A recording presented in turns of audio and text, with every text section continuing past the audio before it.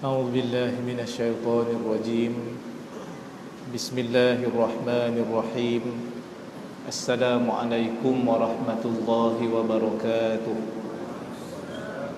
إن الحمد لله تعالى نحمده ونستعينه ونستغفره ونعوذ بالله من شرور أنفسنا ومن سيئات أعمالنا. من يهده الله فلا مضل له ومن يضلل فلن تجد له وليا مرشدا. وأصلي وأسلم على سيدنا محمد صلى الله عليه وسلم إمام المصلحين وسيد المجاهدين وعلى آله وصحبه أجمعين. Amma ba'd. Terima kasih pada Tuan Pengurusi Majlis Fadil Imam Ustaz Hambali Abdul Rahman, Pengurusi Masjid Tuan Haji Sulaiman Sujak, Fadil Ustaz Ammar, Ahli Jawatan Kuasa Masjid, tuan-tuan dan puan-puan muslimin dan muslimat, orang-orang alim yang dirahmati oleh Allah Subhanahu wa ta'ala sekalian. Pertamanya kita merafakkan syukur pada Allah Ta'ala di atas segala nikmat, fadilat dan anugerah yang Allah berikan kepada kita. Kalau kita ingin mengira dan menghitung segala nikmat Allah Ta'ala, kita tidak akan mampu mengira dan menghitungnya. Allah berfirman di dalam surah Ibrahim, A'udzu billahi minasyaitonir rajim, wa in ta'uddu ni'matallahi la tuhsuha. Sekiranya kamu wahai manusia mengira nikmat Allah Ta'ala, la tuhsuha, kamu tidak akan boleh mengiranya. Al-Imam Ibn Kathir rahimahullah, tokoh tafsir dalam mazhab Syafi'i, meninggal pada tahun 774 Hijrah, berkata tentang ayat ini di dalam tafsirnya, Tafsir Al-Quran Al-Azim. Manusia tidak mampu mengira nikmat Allah Ta'ala kerana nikmat Allah Ta'ala terlalu banyak untuk dikira. Maknanya tak terkira, tuan-tuan dan puan-puan sekalian. Yang disuruh kepada kita adalah bersyukur terhadap nikmat Allah Ta'ala. Kalau kita bersyukur terhadap nikmat Allah Ta'ala, ia menjadi sebab kepada kekalnya nikmat itu pada kita. Tetapi kalau kita kufur terhadap nikmat Allah Ta'ala, ia menjadi sebab kepada hilang dan lenyapnya nikmat itu daripada kita. Hal ini disebut oleh Al-Imam Tajuddin As-Subki, meninggal pada tahun 771 Hijrah, seorang tokoh mazhab Syafi'i dalam ilmu usul fiqh. Dalam kitabnya Mu'idun Ni'am wa Mubidun Niqam, dia berkata, an-ni'matu idza syukirat qarrat wa idza kufirat farrat. Nikmat itu kalau disyukuri ia akan kekal, wa idza kufirat farrat, tetapi kalau dikufuri ia akan lari, ia akan lenyap dan hilang daripada kita. Marilah sama-sama tuan-tuan dan puan-puan sekalian, kita berdoa pada Allah Ta'ala supaya Allah golongkan kita dalam kalangan hamba-hambanya yang bersyukur terhadap segala nikmat Allah Ta'ala, sama ada dengan lisan sebut Alhamdulillah, ataupun dengan al-jawarih, dengan anggota badan kita, kita laksanakan segala perintah Allah dan kita tinggalkan segala larangan Allah Subhanahu wa ta'ala. Di sini kita bermula, tuan-tuan dan puan-puan sekalian, pada malam tahun baru yang tidak ada apa-apa perbezaan pun, melainkan hanya pada perbezaan angka 2016 kepada 2017. Tidak ada perbezaan apa-apa, tidak ada kelebihan apa-apa, melainkan pertambahan usia kita pada perkiraan kalender miladi. Kalau sebelum ni umur 30 tahun, jadilah 31 tahun. Kalau sebelum ni 39 tahun, maka jadilah 40 tahun. Dan begitulah seterusnya. Itu saja tuan-tuan dan puan-puan sekalian. Yang lebih utama dan yang lebih penting ialah sejauh mana kita telah persiapkan diri kita dengan bekalan yang paling berharga untuk kita bertemu dengan Allah Subhanahu wa taala. Cukup ataupun tidak amalan kita, banyak ataupun tidak ibadah yang telah kita kerjakan. Nabi menyebut dalam sebuah hadis, ada 3 perkara seseorang yang meninggal dunia nak sampai ke kubur akan mengiringinya.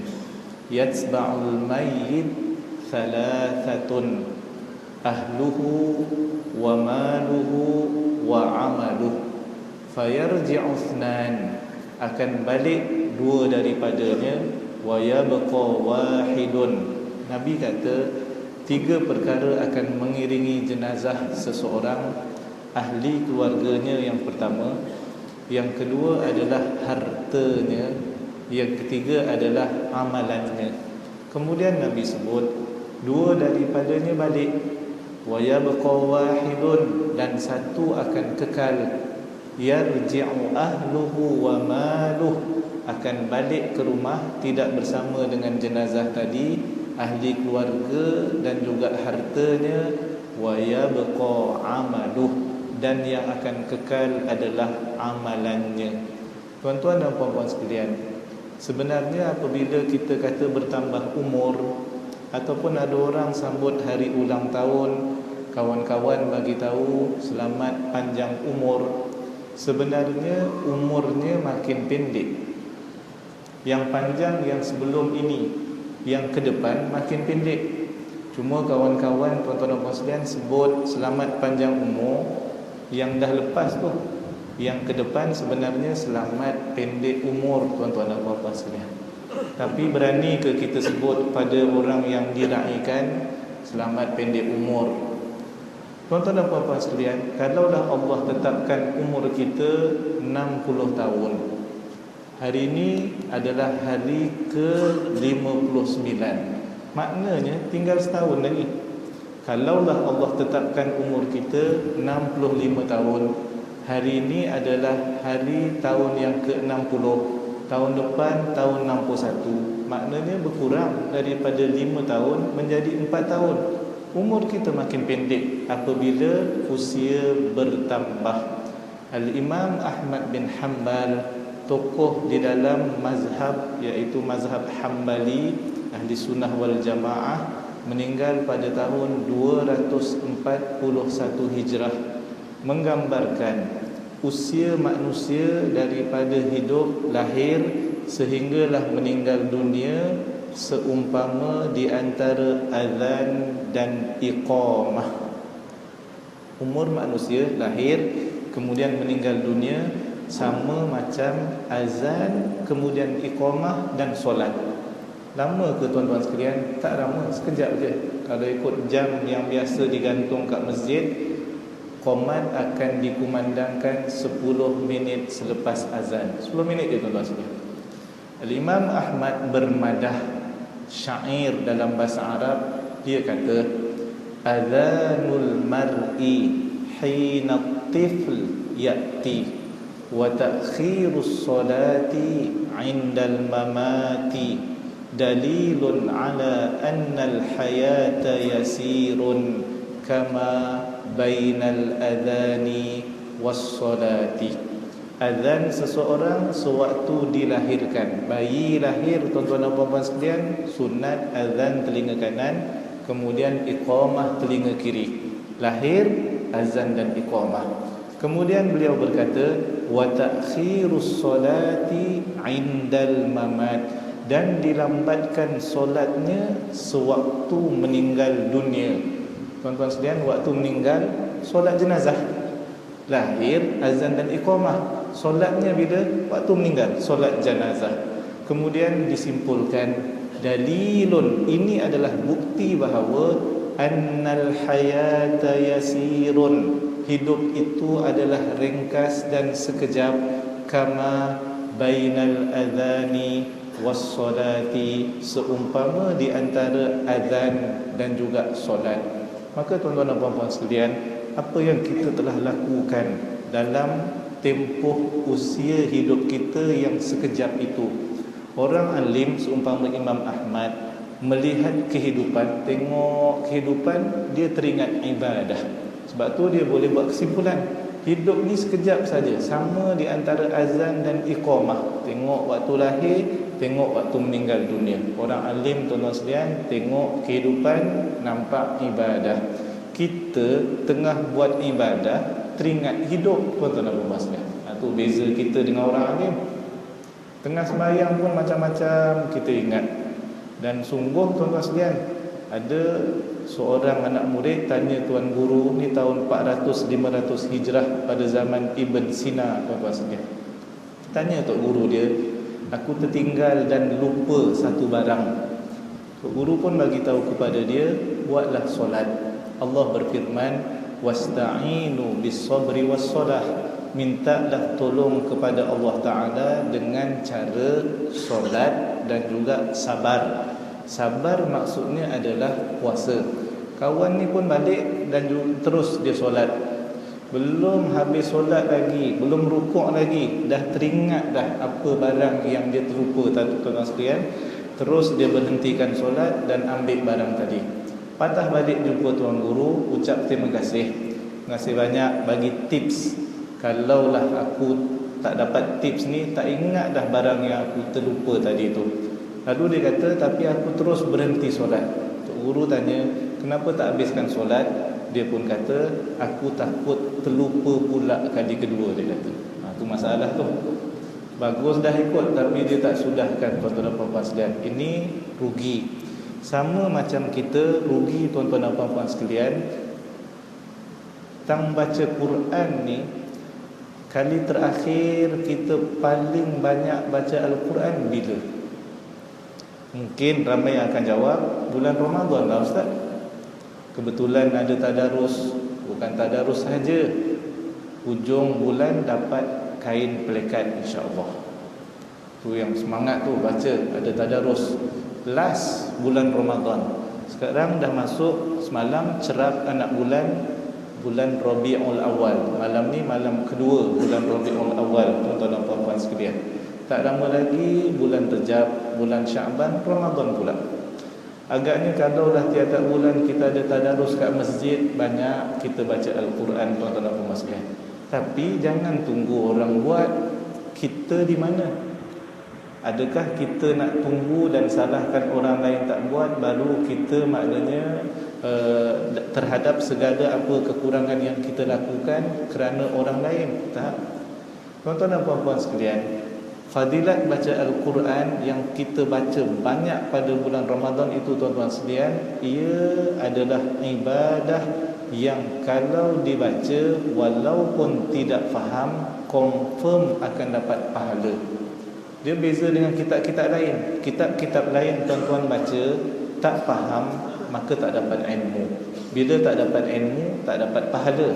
Al-Quran kalau dibaca walaupun tidak faham, confirm dapat pahala, kerana Al-Imam Suyuti, seorang tokoh mazhab Syafi'i, meninggal tahun 911 Hijrah, dalam kitabnya Al-Itqan fi Ulumil Quran, dia kata Quran itu ialah kalamullah, firman-firman Allah Ta'ala, al-munazzal ala Rasulillah, yang diturunkan kepada Rasulullah sallallahu alaihi wasallam, al-muta'abbadu bitilawatih, dikira sebagai ibadah dengan membacanya. Quran baca saja dikira sebagai ibadah. Kalau kita faham, pahala yang lain. Kalau kita amal, pahala yang lain. Tapi baca saja confirm. Ini berdasarkan kepada riwayat daripada Ibn Mas'ud radhiyallahu anhu. Dia kata, aku mendengar Nabi SAW bersabda, man qara'a harfan min kitabillah kana lahu bihi hasanah wal hasanatu bi asyri amsalha la aqul alif lam mim harfun walakin alifun harf wa lamun harf wa mimun harf. Dia kata, aku mendengar Nabi SAW bersabda, siapa yang membaca satu huruf daripada kitab Al-Quran, baginya dengan sebab bacaan itu satu kebajikan. Satu kebajikan, wal hasanatu bi asyri amsalha, nilainya sama dengan 10 pahala. Kemudian Nabi huraikan lagi, aku tidak menyebut alif lam mim satu huruf, tetapi alif lam mim itu alif satu huruf, lam satu huruf yang lain, dan mim satu huruf yang lain. Maknanya kalau baca alif lam mim dah dapat 3 huruf, darab dengan 10. Tapi janganlah baca pendek sangat. Alif lam mim, sadaqallahul azim. Pendek sangat bang baca tu, kita pun jawab 30 dah dapat dah. Malah esok pula abang sambung insya-Allah. Tak padan tuan-tuan sekalian. Bacalah sampai satu muka surat, bacalah sampai satu ain, satu makra'. Imam mazhab kita Al-Imam Asy-Syafi'i meninggal pada tahun 204 Hijrah. Kawan-kawan bagi tahu, Al-Imam Asy-Syafi'i yang kami kenal, kawan-kawan Imam Syafi'i sezaman dengan dia, mazhab lain semua yang kenal Imam Syafi'i, mereka kata Imam Syafi'i yang kami kenal, dia adalah seorang yang paling banyak baca Al-Quran, khususnya bulan Ramadan. Bulan Ramadan sahaja dia akan khatam Al-Quran sebanyak 60 kali. 60 tuan-tuan. Dan tak dapat kain pelekat, tak dapat. Baca. Kita macam mana? Baru sekali khatam bulan Ramadan dapat kain pelekat, dia naik ke FB 4 hari 4 malam tuan-tuan sekalian. Kita sikit baru, tapi masya-Allah. Tapi tak apalah. Dunia kita dapat, yang pahala juga kita dapat. Cuma setakat itu sahaja ke? Bagaimana dengan bulan Syawal? Bagaimana dengan bulan Zulqa'dah? Bagaimana bulan Zulhijjah? Bagaimana setiap hari kita? Ikrimah bin Abi Jahal, seorang yang beriman, sebelumnya kufur. Ayahnya siapa tak kenal, yang bernama Abu Jahal. Bukan setakat kenal, benci dan geram kita dengan Abu Jahal, dengan sejarah dan catatan yang menyebut tentang kebenciannya kepada agama Islam dan juga Nabi Muhammad SAW. Tetapi daripada keturunan ini, Allah Ta'ala pilih anaknya beriman kepada Allah Subhanahu wa Ta'ala. Walaupun di peringkat awal Ikrimah bin Abi Jahal, tuan-tuan dan puan-puan sekalian, dia meneruskan kerja bapaknya selepas bapaknya meninggal dunia, sehinggalah Nabi keluarkan senarai nama ketika pembukaan kota Mekah. Orang-orang yang dikehendaki, wanted ataupun matlub, antara senarainya adalah Ikrimah bin Abi Jahal. Nabi kata semua senarai ini hendaklah ditangkap, sama ada hidup ataupun mati, walaupun menyorok di bawah kelambu Kaabah. Lari Ikrimah ke Yaman tuan-tuan sekalian, tapi Allah takdirkan isterinya beriman, Ummu Hakim datang bersama dengan isteri Abu Sufyan yang bernama Hindun bin Utbah, bercakap dengan Nabi apa yang disebut oleh Ummu Hakim, isteri kepada Ikrimah tuan-tuan sekalian. Dia kata, ya Rasulullah, haraba minka Ikrimatu ilal Yaman makhafatan an taqtulah. Ya Rasulullah, Ikrimah lari ke Yaman kerana dia takut engkau bunuh dia. Lalu isterinya berkata lagi, fa amminhu ammanakallah, berilah keamanan kepadanya, semoga Allah beri keamanan kepada engkau ya Rasulullah. Apa jawab Nabi tuan-tuan sekalian? Huwa amin, dia aman dan juga selamat. Maknanya dimaafkan oleh Nabi SAW. Isteri rasa seronok, cari sampai ke Yaman, panggil supaya suaminya balik. Jumpalah dengan Nabi SAW kerana Nabi telah memaafkan. Pada waktu itulah Allah campakkan hidayah iman Islam kepada Ikrimah. Nabi pesan kepada para sahabat yang lain, sewaktu Ikrimah on the way, OTW, ketika dalam perjalanan nak berjumpa dengan Nabi SAW, apa pesan Nabi pada sahabat yang lain?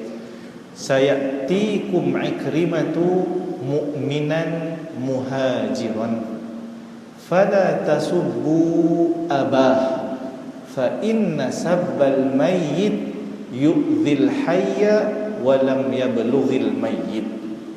Akan datang kepada kamu tak lama lagi, sayatikum, saufa agak jauh, sayatikum, tak lama lagi akan sampai kepada kamu Ikrimah dalam keadaan beriman, mukminan, muhajiran, dan juga berhijrah. Nabi kata, fala tasubbu abah, janganlah kamu kutuk dan cerca ayahnya.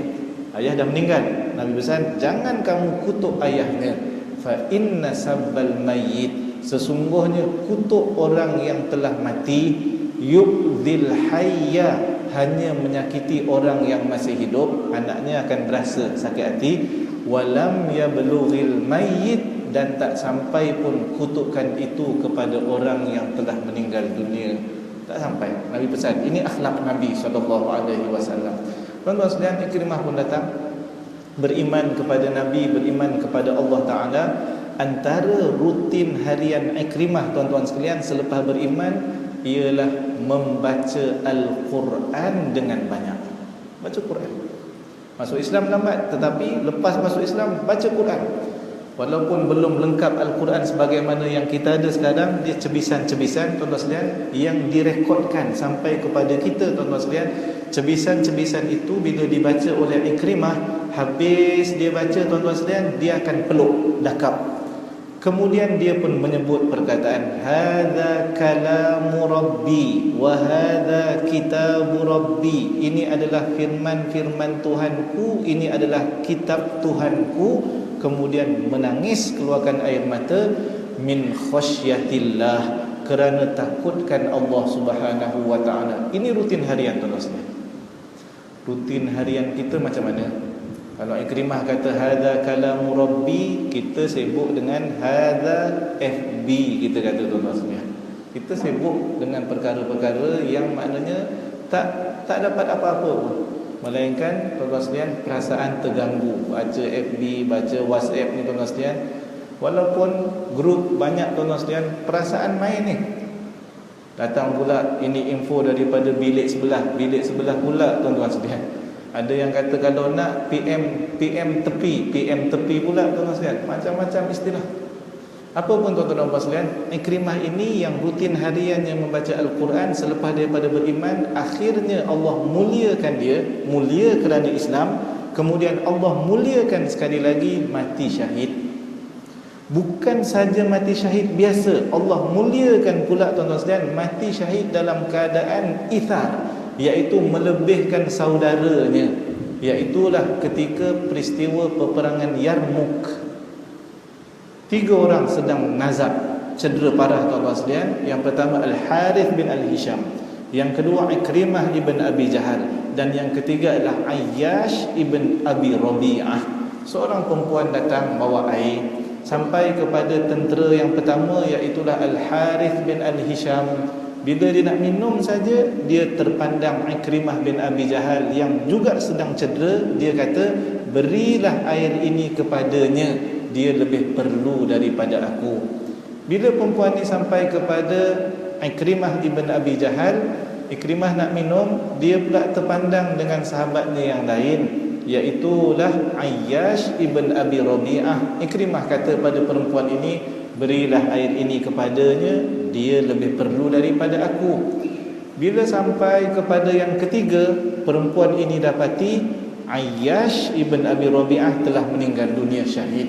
Dia pun patah balik, jumpa dengan Al-Harith bin Hisham yang mula-mula tadi, juga telah syahid. Pergi pula kepada Ikrimah ibn Abi Jahal, juga telah syahid. Tuan-tuan sekalian, ini orang yang maknanya mati syahid, tetapi masuk dalam cerita sampai kepada kita sekarang, diulang-ulang, bagaimana cintanya kepada saudaranya yang lain walaupun pada saat itu dia memerlukan. Kita bagaimana? Kita sayang dengan saudara kita, sayang dengan maknanya Muslim yang lain, tetapi tuan-tuan sekalian belum sampai tahap begitu tuan-tuan dan puan sekalian. Agaknya kalau kita lah sebelum bagi kat kawan kita, tak apa, ni aku minum dulu sikit, aku takut tak dan nanti tak sempat nanti ni. Mungkin kalau kita begitu. Tetapi tuan-tuan dan puan sekalian, ini Ikrimah yang kita nak kaitkan dengan bacaan Al-Quran tadi. Bagaimana pula kita tuan-tuan sekalian, usia bertambah, tetapi bagaimana pula dengan perkara yang berkaitan dengan ilmu bertambah ataupun tidak ilmu. Sepatutnya usia bertambah, kita bermuhasabah, kita nak supaya ilmu semakin banyak tuan-tuan sekalian. Ilmu ini cukup berbeza dengan harta. Ilmu ini tuan-tuan sekalian, pada sudut beza dengan harta, tuan-tuan kalau ada harta, tuan-tuan sedekahkan harta itu, dia akan berkurang. Ada RM50, tuan-tuan sekalian, sedekahkan RM10, berkurang, bakinya tinggal 40. Tapi tuan-tuan, ilmu kalau kita ada, kita sedekahkan dengan ajar ilmu itu kepada orang lain. Ada 5 ilmu, kita ajar 5 tuan-tuan sekalian, 5 ilmu ini tidak akan berkurang. Maknanya harta berkurang kalau disedekahkan, tetapi ilmu tidak berkurang kalau disedekahkan. Yang kedua tuan-tuan sekalian, harta ini kalau kita ada, kita akan sibuk jaga harta. Tetapi tuan-tuan, kalau kita ada ilmu, ilmu yang akan jaga kita tuan-tuan dan puan-puan sekalian. Itu beza kelebihan di antara ilmu dan juga harta.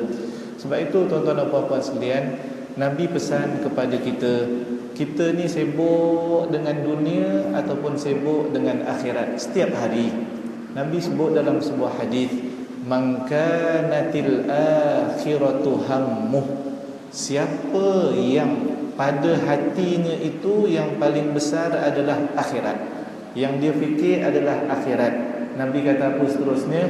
Ja'alallahu al-ghina fi qalbih, Allah Ta'ala akan jadikan kaya, rasa kaya di dalam hatinya.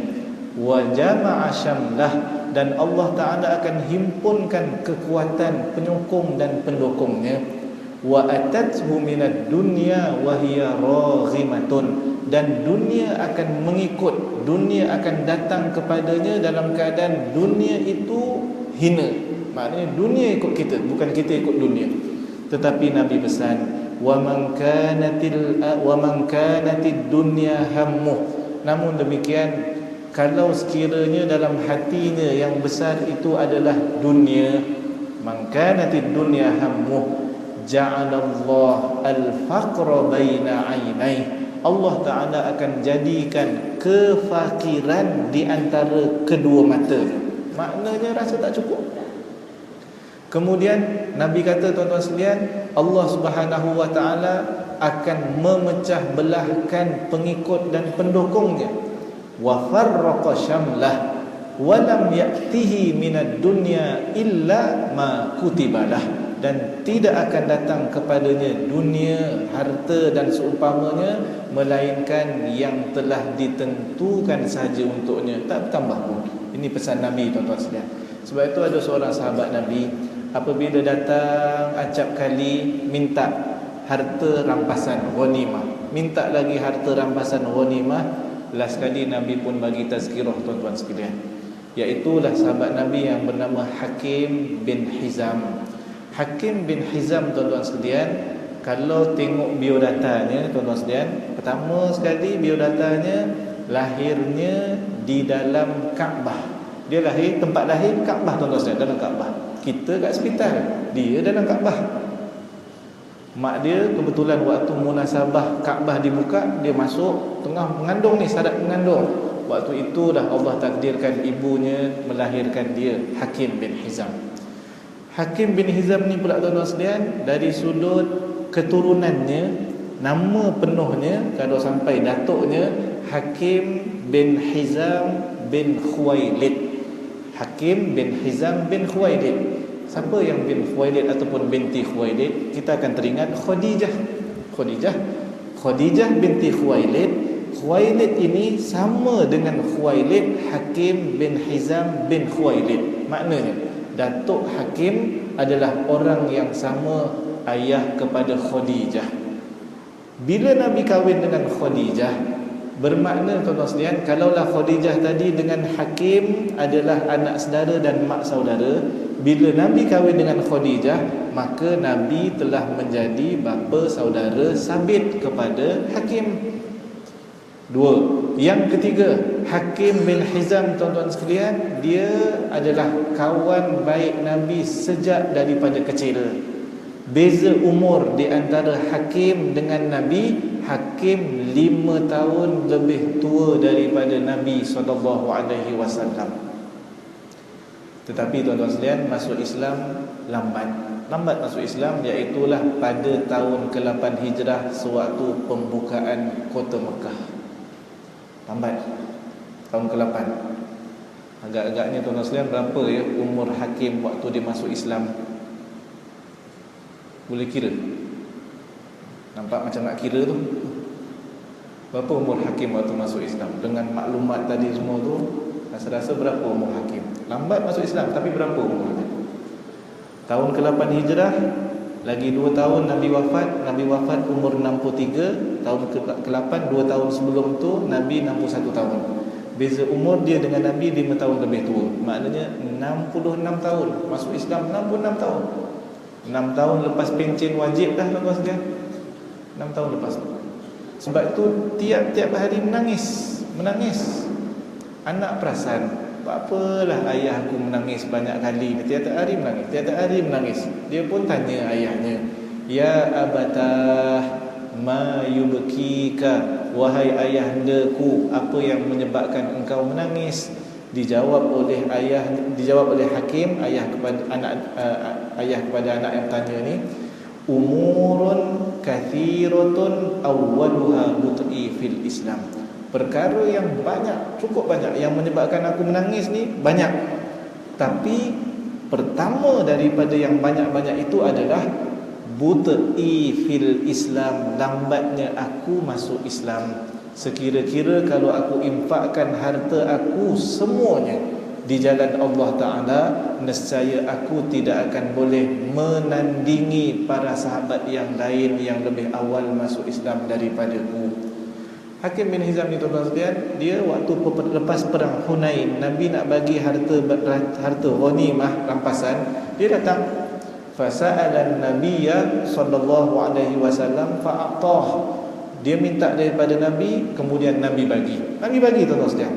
Balik ke rumah, datang pula kali kedua, tuan-tuan sekalian, dan Nabi bagi lagi. Agaknya kalau kita jadi AJK masjid, datang dah kali pertama, balik datang pula, kita akan tanya, kupon mana kupon? Tak ada kupon, tak dapat. Kali kedua, kali ketiga, confirm tak dapat. Tapi tuan-tuan sekalian, Nabi bagi kali kedua. Dia balik, letak barang yang dia dapat, pergi pula kali ketiga, minta daripada Nabi, dan Nabi bagi kali ketiga, tuan-tuan sekalian. Kali keempat datang juga, 4 kali datang, tapi 3 kali pergi balik, tuan-tuan sekalian. Para ulama mengatakan bahawa jumlah yang dia dapat daripada hartanya adalah hampir 100 ekor unta. Nabi sekali bagi banyak. Katalah kita ambil hampir 100 tu berapa? 99. Sekali bagi 33 dia dapat. Seekor unta berapa harga? Kita sebut unta ni macam tak ada nilai je. Unta seekor RM20,000, tuan-tuan sekalian. Cuba darab, tuan-tuan, hampir 100 ekor, juta juga tu. Berapa banyak kereta Beza kita boleh beli tu? Banyak. Kali keempat datang, minta lagi, tapi kali ini Nabi bagi tazkirah kepadanya. Nabi kata apa? Ni tentang harta ni, tuan-tuan sekalian, ni pesanan Nabi kepada Hakim. Ya Hakim, inna hadzal mal hulwatun khadirah. Wahai Hakim, sesungguhnya harta itu sifatnya adalah hulwah, manis, khadirah, subur, hijau. Maknanya semua hati manusia cenderung untuk dapatkan harta. Semua orang suka harta. Kemudian Nabi pesan, wa man akhadahu bi sakhawati nafsin burika lahu fih. Siapa yang dapat satu-satu harta dengan jalan dan perasaan hatinya rasa cukup. Cukup, dapat 2 cukup, dapat 3 cukup, maknanya tak minta-minta lagi. Nabi kata apa? Burika lahu fih, akan diberkati oleh Allah Ta'ala pada harta tersebut. Kemudian Nabi kata, wa man akhadahu bi israfi nafsin lam yubarak lahu fih kalladhi ya'kulu wa lam yashba'. Dan siapa yang dapat satu-satu harta dengan jalan tamak, hatinya rasa tak cukup, nak lagi dan nak lagi, lam yubarak lahu fih, tidak akan diberkati oleh Allah pada harta tersebut. Orang ini seumpama orang yang makan tetapi tidak kenyang-kenyang, kalladhi ya'kulu wa lam yashba'. Kemudian Nabi pun kata, wal yadul ulya khairun minal yadis sufla. Dan tangan yang di atas yang memberi lebih baik daripada tangan yang di bawah yang menerima. Ini tuan-tuan sekalian, selepas daripada itu hakim berubah tuan-tuan sekalian, sudut pandangnya dengan harta tuan-tuan sekalian. Dia bersumpah dengan nama Allah Ta'ala, selamanya selepas ini aku tidak akan meminta-minta lagi. Maknanya hakim berubah daripada orang yang nak harta menjadi orang yang suka infakkan harta tuan-tuan sekalian. Yang ni kita kena cek dan muhasabah. Macam mana kita punya KPI baru-baru ni 2016, banyak ke tak kita infak? Ke mazhab kita kekal daripada dulu darjah 1 sampai sekarang mazhab RM1 aja tabung Jumaat tuan-tuan sekalian. Ini patutnya tukar mazhab dah ni. Ini bagus tukar mazhab. Mazhab RM1 kepada mazhab RM2 tuan-tuan sekalian. Mazhab tukar tak bagus, tapi dalam tajuk ni bagus tukar tuan-tuan sekalian. Daripada mula kita sembahyang Jumaat, kenal sembahyang Jumaat sampai sekarang, tak meningkat kita punya infak tuan-tuan sekalian. Gaji naik. Yang ni kita kena muhasabah tuan-tuan sekalian. Sebab yang kita infakkan itulah yang kekal kita akan jumpa pada hari akhirat nanti. Yang kita tak infakkan tak kekal. Sebab itu ketika Nabi SAW sembelih kambing, kemudian dia kata kepada Aisyah, ya Aisyah, tolong agih-agihkan daging kambing dan semuanya ini kepada fakir miskin. Selepas beberapa ketika Nabi tanya kepada Aisyah radhiyallahu anha, ya Aisyah, apa yang baki daripada kambing yang disembelih tadi? Aisyah pun menjawab, sebab dia tengok, oh, lain semua dah diinfakkan, ada satu bahagian yang belum disedekahkan, iaitulah al-katif, iaitu bahagian bahu kambing. Lalu Aisyah bila Nabi tanya apa yang berbaki, Aisyah pun jawab, yang berbaki adalah bahu kambing, belum disedekahkan lagi. Nabi jawab terus kepada Aisyah pada waktu itu, bahkan yang berbaki adalah selain bahu kambing. Aisyah menyebut baki itu dalam konteks dunia, Nabi menyebut baki itu dalam konteks akhirat. Makna Nabi kata bahkan yang berbaki selain daripada bahu, maknanya yang berbaki untuk hari akhirat adalah yang telah disedekahkan. Inilah maksud wal baqiyatus solihat, dan perkara-perkara yang berbaki daripada perkara soleh, perkara kebajikan dalam konteks sedekah adalah apa yang telah diinfakkan dan disedekahkan. Yang ketiga tuan-tuan sekalian, kita ingin bermuhasabah juga tuan-tuan sekalian, sejauh mana hati kita ini sangat dekat dengan masjid tuan-tuan dan puan-puan sekalian. Dalam bab masjid, dalam bab solat tuan-tuan sekalian, kita kena bijak untuk buat ibadah. Apa maksud bijak tuan-tuan sekalian? Begini, ada ibadah yang kalau dikerjakan dengan cara A, pahalanya sekian. Ibadah yang sama kalau dikerjakan dengan cara B, maka pahalanya sekian yang lain. Contoh tuan-tuan sekalian, solat seorang diri dengan solat berjemaah. Solat zuhur seorang diri 4 rakaat sama macam solat berjemaah zuhur 4 rakaat juga tuan-tuan sekalian. Tetapi bijak kita kalau sekiranya memilih untuk solat berjamaah. Kerana apa? Nilainya berbeza. Walaupun ini solat, yang ini solat berjemaah juga solat, tetapi solat berjemaah paling sedikit dapat 25 Riwayat yang lain menyebut 27 kali ganda. Tuan-tuan sekalian, bijaklah kita kalau sekiranya kita solatnya pula tuan-tuan sekalian di awal waktu, kerana ini adalah amalan yang paling afdal. Solat zuhur pukul 3 petang pun solat juga. Solat zuhur selepas daripada azan, iqamah, sembahyang di masjid pun solat juga. Di antara dua, yang lambat dan juga yang awal, bijaklah orang yang buat solat awal. Tuan-tuan dan puan-puan sekalian, bijaklah kita kalau sekiranya kita ambil wuduk daripada rumah, bertolak ke masjid ataupun surau. Tuan-tuan dan puan-puan sekalian, fadilatnya apa? Setiap langkah akan dinaikkan satu darjat, setiap langkah akan dihapuskan dosa. Berbeza dengan orang pergi masjid juga tetapi wuduknya di masjid, kan berbeza. Sebab itu kena bijak tuan-tuan sekalian. Apa yang menyebabkan kita dapat pahala yang banyak, amalan yang sama dengan orang lain tetapi pahalanya banyak? Termasuk tuan-tuan sekalian hadis riwayat daripada Imam Tirmizi yang menyebut Nabi SAW bersabda, man shalla lillahi jama'atan, siapa yang solat kerana Allah Ta'ala secara berjamaah arba'ina yauman, selama 40 hari berturut-turut, tudraku takbiratul ula, iaitu sempat dengan takbiratul ihram yang pertama dengan imam, kutibat lahu bara'atan, akan dituliskan untuknya dua pembebasan. Yang pertama adalah bara'atun minan nar, dan yang kedua wa bara'atun minan nifaq. Dibebaskan, pertama pembebasan daripada api neraka, dan yang kedua adalah pembebasan daripada sifat munafik. Cerita ni cerita untuk solat di masjid tuan-tuan sekalian. Maknanya bijaklah kita kalau kita rebut peluang ini. Syaratnya 40 hari, sebut secara jelas.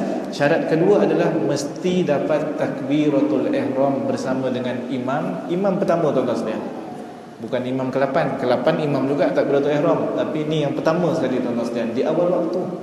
Ini contoh tuan-tuan sekalian, kita nak fadilat-fadilat yang seumpama ini. Kat sinilah yang kita sebutkan, mungkin maksudnya di sinilah kita sepatutnya bermula. Maknanya segala-galanya adalah di masjid tuan-tuan sekalian. Dan saya yakin tuan-tuan sekalian, tuan-tuan baca, ada yang pernah sampai di Aceh tuan-tuan sekalian, ada 3 masjid yang selamat ketika tsunami tahun 2004 tuan-tuan sekalian. Selamat.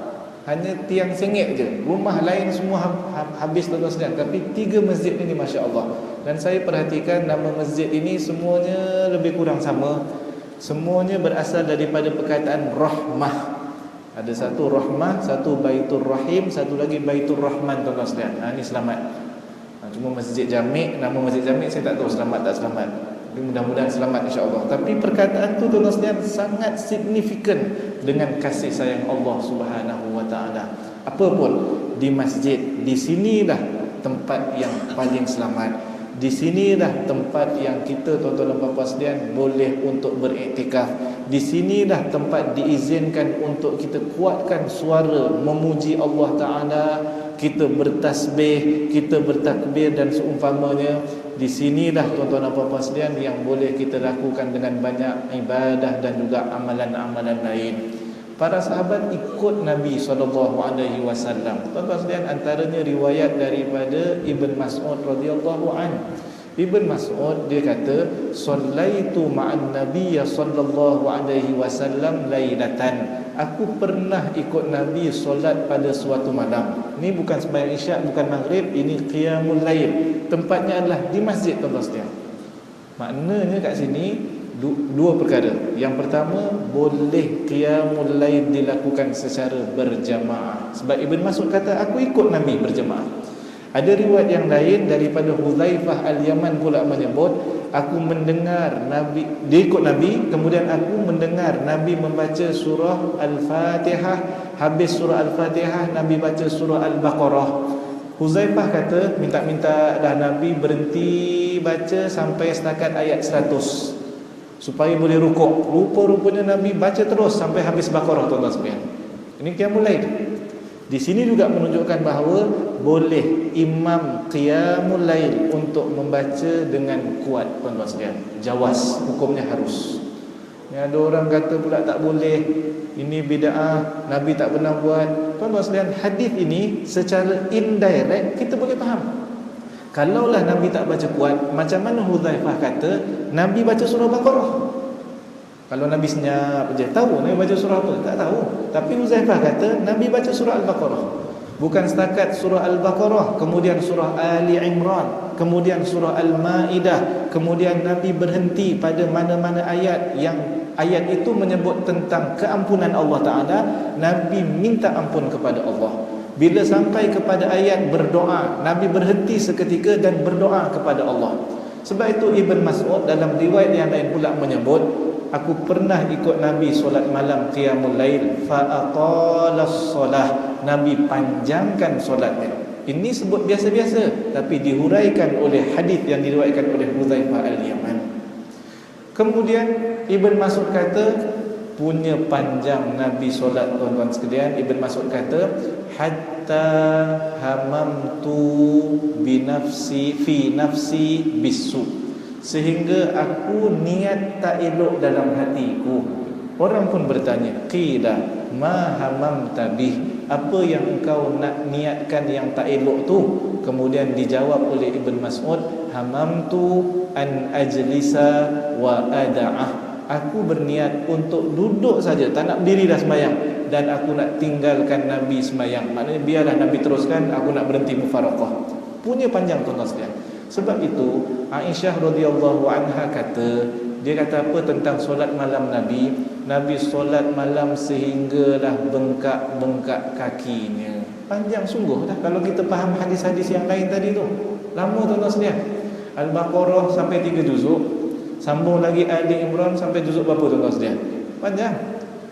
Kita daripada dulu sampai sekarang, kul ya ayyuhal kafirun dengan kul huwallah. Alhamdulillah solat juga, tuan-tuan sekalian. Tapi maknanya tak sempat bengkaklah kaki kita. Sebab itu Aisyah dia rasa takjub.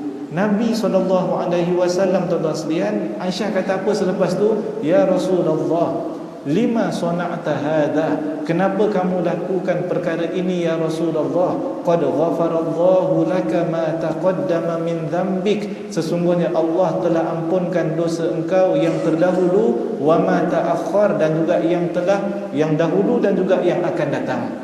Maknanya Nabi tak berdosa, tuan-tuan dan puan-puan sekalian. Aisyah takjub, Nabi tidak ada dosa tapi qiyamul lail. Agak-agaknya kalau Aisyah hidup zaman sekarang, tuan-tuan sekalian, tengok kita, dia pula takjub dengan kita, tuan-tuan sekalian.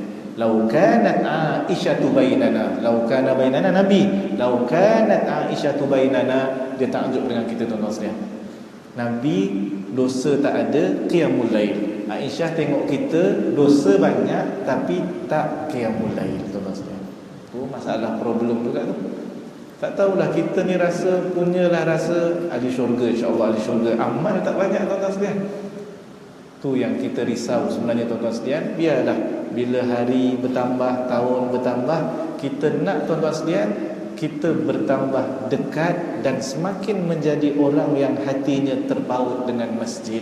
Nabi kata ada 7 golongan yang akan mendapat naungan Allah pada hari yang tiada naungan melainkan naungannya. Sab'atun yudhilluhumullahu fi dhillihi yawma la dhilla illa dhilluh. Antaranya salah satunya adalah wa rajulun qalbuhu mu'allaqun bil masajid, dan seorang lelaki termasuk juga perempuan dan seseorang yang hatinya sentiasa terpaut dengan masjid. Maksudnya apa?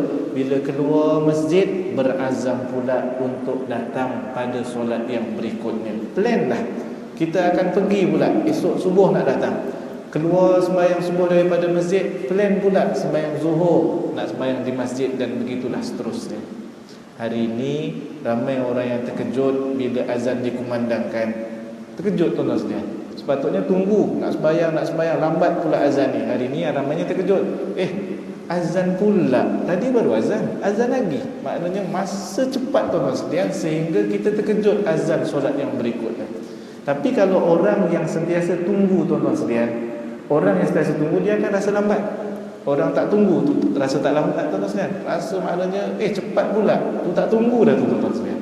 Sebab kalau orang tunggu tuan-tuan sekalian, dia akan Masya Allah, dia rasa bila pula dan seumpamanya. Yang terakhir tuan-tuan sekalian adalah berkaitan dengan tanggungjawab kita kepada masyarakat.